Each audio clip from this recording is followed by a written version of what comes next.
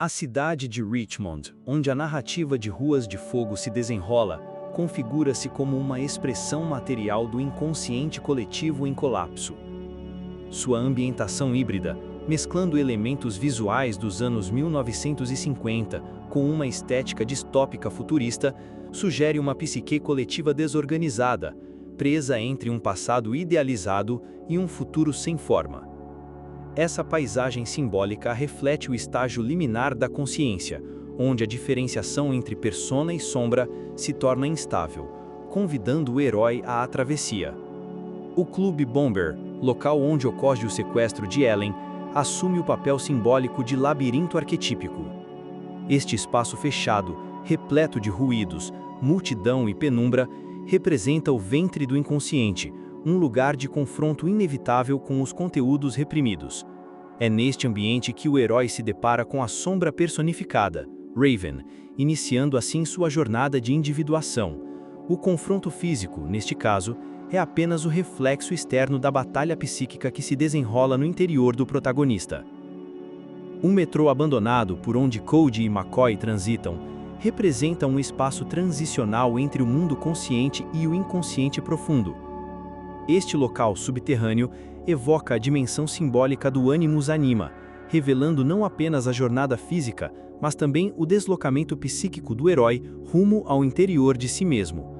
McCoy, personagem andrógena e pragmática, atua como guia simbólico, desempenhando a função arquetípica do Animus que conduz o ego pelo território do desconhecido. O palco de Ellen, por sua vez, constitui-se como símbolo da persona coletiva.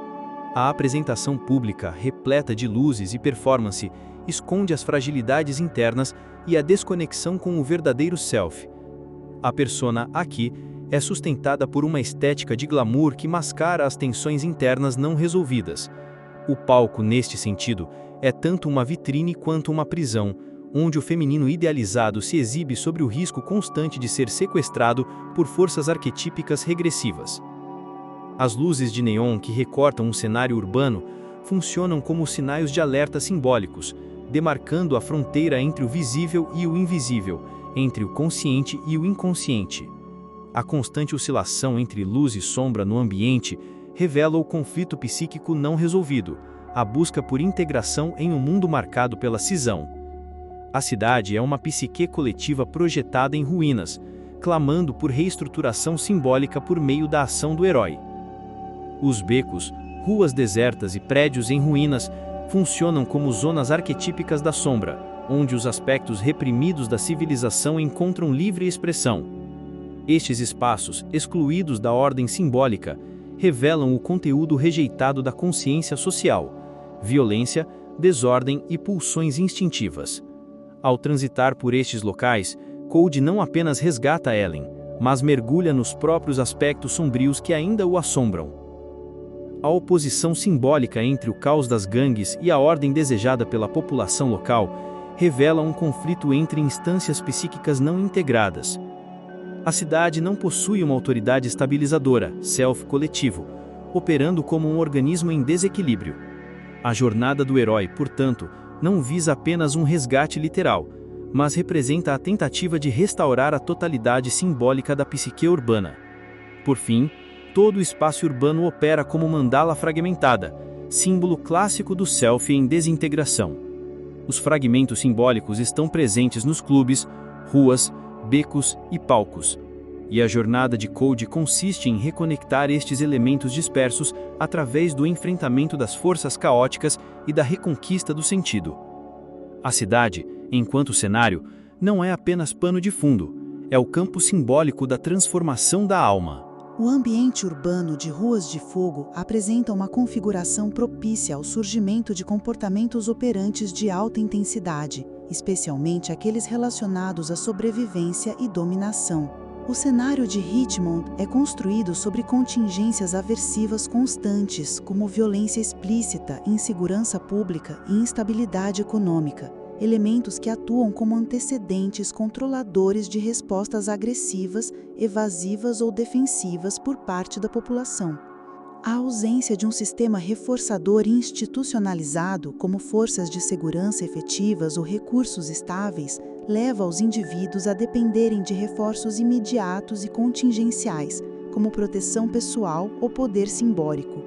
As gangues se tornam agentes controladores do ambiente, oferecendo reforço positivo, status, recursos, aceitação para comportamentos alinhados à sua lógica violenta.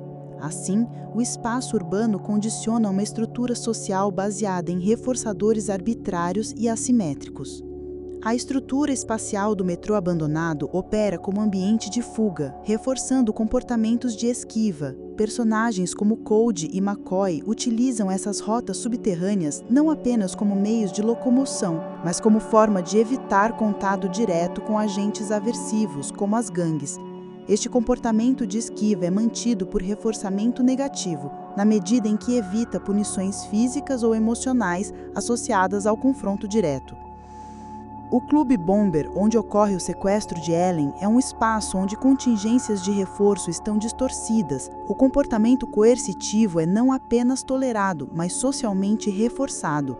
A plateia, em vez de interromper o ato criminoso, permanece passiva, revelando um contexto no qual a punição social por atos de violência foi extinta e o reforço intermitente pelo espetáculo predomina. Isso indica um colapso do controle social aversivo. A cidade como um todo atua como um grande sistema de reforçamento intermitente e imprevisível, condição que Skinner descreveu como altamente eficaz para a manutenção de comportamentos persistentes, inclusive disfuncionais. A ausência de previsibilidade e estabilidade torna o comportamento de risco mais reforçador do que o comportamento prudente. Civis aprendem por modelagem e reforço que a passividade ou subserviência aumentam as chances de sobrevivência.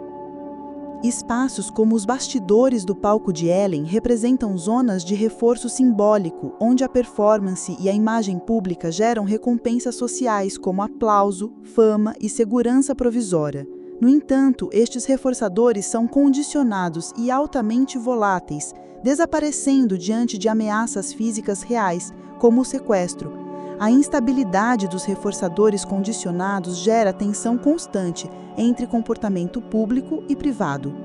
As áreas controladas pelas gangues funcionam como microambientes totalitários, nos quais o reforço positivo, poder, prestígio e controle é entregue em troca de comportamentos alinhados à lógica da força. A punição, exclusão, agressão, morte é aplicada para comportamentos desviantes. Isso configura um esquema de controle social operante que se mantém por reforçamento diferencial, semelhante ao controle exercido por sistemas autocráticos em contextos reais. Por fim, os ambientes da cidade não operam como espaços neutros, mas como dispositivos comportamentais moldadores de ação. Cada rua, clube, esconderijo e palco contém um conjunto específico de contingências que molda e mantém os comportamentos emitidos.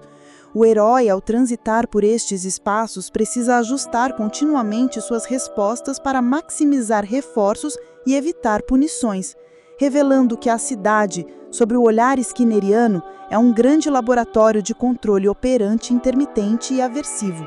Tom Cody exibe um padrão comportamental moldado por reforçamento negativo associado à culpa.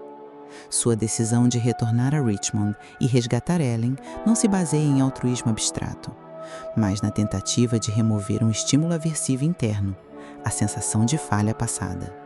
O comportamento de enfrentamento, lutar, agir, é mantido porque reduz a angústia emocional, operando como esquiva. A consequência reforçadora é o alívio subjetivo, mesmo que disfarçado sob uma estética de coragem. Ellen Name, enquanto figura pública, é condicionada por reforçadores positivos sociais, aplauso, adoração, segurança simbólica, que moldam uma postura dependente e performática. No entanto, seu comportamento passivo durante o sequestro revela a ausência de treino comportamental para situações de risco real. A relação entre dependência emocional e fama constrói um repertório limitado de respostas adaptativas fora do palco, expondo sua vulnerabilidade diante de contingências aversivas. Raven, o antagonista, apresenta um histórico comportamental alinhado a esquemas de reforçamento contínuo de poder e controle.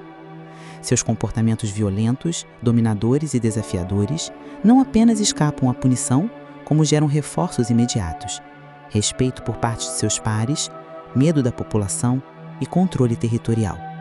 A ausência de consequências punitivas consistentes cria um ciclo de comportamento mantido por reforçamento positivo direto, amplificando sua disposição para a crueldade. McCoy, a ex-militar, apresenta um repertório comportamental altamente pragmático, construído sob condicionamento operante em ambientes de sobrevivência extrema. Suas respostas são rápidas, eficazes e funcionalmente adaptadas ao ambiente aversivo. A ausência de comportamentos emotivos ou reflexivos sugere um histórico de reforçamento sob esquemas fixos de desempenho, onde a sobrevivência e o sucesso da missão são os únicos critérios de reforço positivo. Billy Fish, empresário de Ellen, opera sob esquemas de reforçamento relacionados ao controle e manipulação de recursos. Seu comportamento visa evitar riscos, delegar tarefas perigosas e manter uma imagem de competência. No entanto, quando exposto a contingências novas, como violência direta, seu repertório falha, revelando que os reforçadores que moldaram seu comportamento, sucesso financeiro, status, não garantem adaptação em contextos instáveis.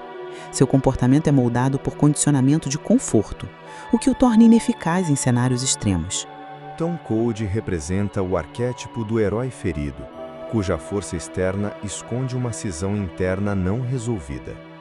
Seu retorno a Richmond para resgatar Ellen não é apenas um ato literal de coragem, mas simboliza o início de sua jornada de individuação. Cole precisa confrontar a própria sombra, expressa por sua violência reprimida e sua recusa em estabelecer vínculos afetivos, a fim de reintegrar partes dissociadas de sua psique. O confronto com Raven é, portanto, um espelho simbólico. O caos externo reflete o desajuste interno do herói.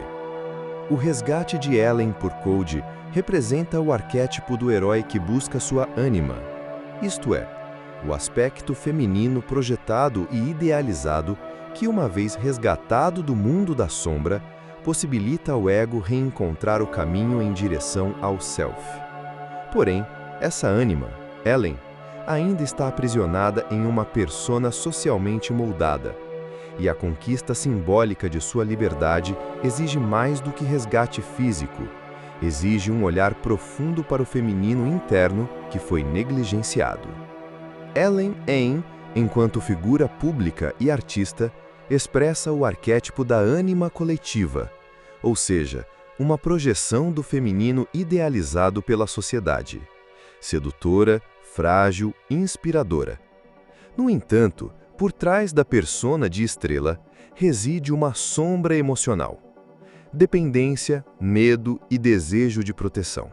Sua jornada de individuação começa no momento em que essa máscara é arrancada pela violência do sequestro, revelando sua vulnerabilidade e obrigando-a a estabelecer uma nova relação consigo mesma, mais autêntica. O confronto com Raven é, portanto, um espelho simbólico. O caos externo reflete o desajuste interno do herói. O personagem Raven atua como encarnação pura da sombra. Ele não é apenas um vilão funcional à narrativa, mas a expressão viva dos impulsos psíquicos reprimidos tanto por Cole quanto pela coletividade. Representa o caos que emerge quando a consciência nega sua face obscura.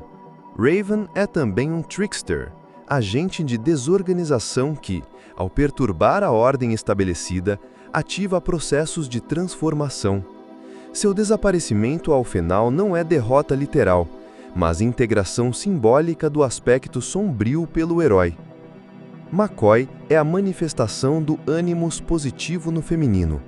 Sua atuação prática, direta e corajosa transcende os papéis de gênero tradicionais, fazendo dela um guia simbólico entre o mundo da ação e o mundo da introspecção. Ela representa o arquétipo do aliado inesperado, que surge quando o ego aceita ajuda externa para atravessar territórios internos desconhecidos. McCoy não carrega a sombra evidente, pois atua de forma quase integrada, simbolizando a possibilidade de equilíbrio entre força e afeto. Billy Fish, com sua persona de empresário esperto e controlador, revela-se, sob a ótica junguiana, como um tipo psíquico incompleto, preso à superfície da vida.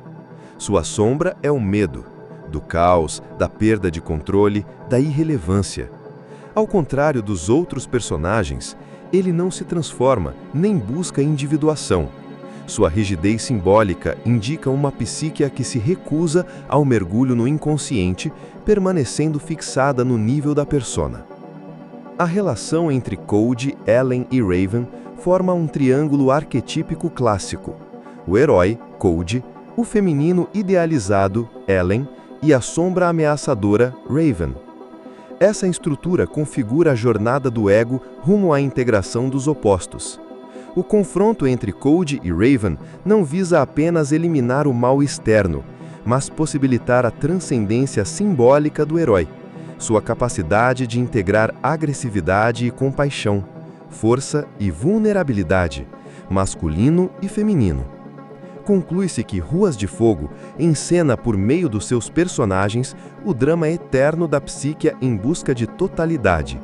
Cada personagem representa uma função arquetípica, e suas interações ativam imagens profundas do inconsciente coletivo. O herói só é completo quando enfrenta sua sombra, Raven, resgata sua ânima, Ellen, aceita o auxílio do Animus, McCoy, e reconhece os limites da persona, Billy.